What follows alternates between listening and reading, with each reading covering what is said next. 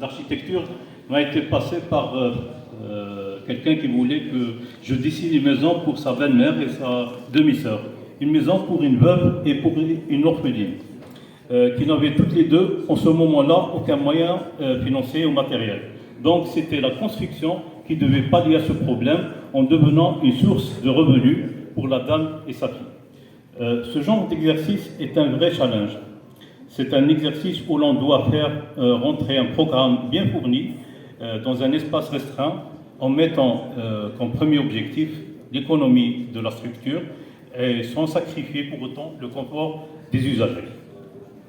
En fin de compte, la solution proposée était simple, mais c'était aussi le résultat d'un processus complexe et très gratifiant. Un truc qui m'a vraiment aidé, c'était de dessiner des espaces à caractère polyvalent, donc des pièces à multiples fonctions, et non dominées par un programme particulier ou par une fonction bien déterminée. C'était surtout pour permettre d'économiser de la surface et pour qu'ils puissent s'adapter facilement aux différentes activités et à l'évolution des usagers.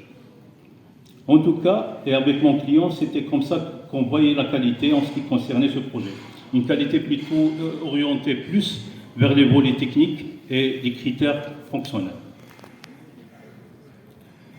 Là, je voudrais revenir sur le rôle de l'architecte qui devient de plus en plus compliqué devant un maître d'ouvrage qui n'arrive pas, en tout cas qui n'arrive plus la plupart du temps à imposer la qualité à ses partenaires, puisqu'il organise le déroulement du projet sans définir vraiment les critères prioritaires de cette dernière.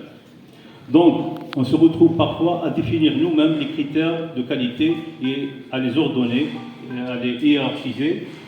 En tout cas, moi je trouve que le minimum sur lequel on pourrait s'entendre est que toute conception doit répondre de la manière la plus fidèle possible à l'usage auquel elle est destinée.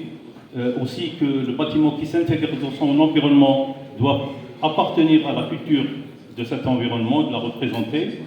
Je suis certain qu'il faut développer l'architecture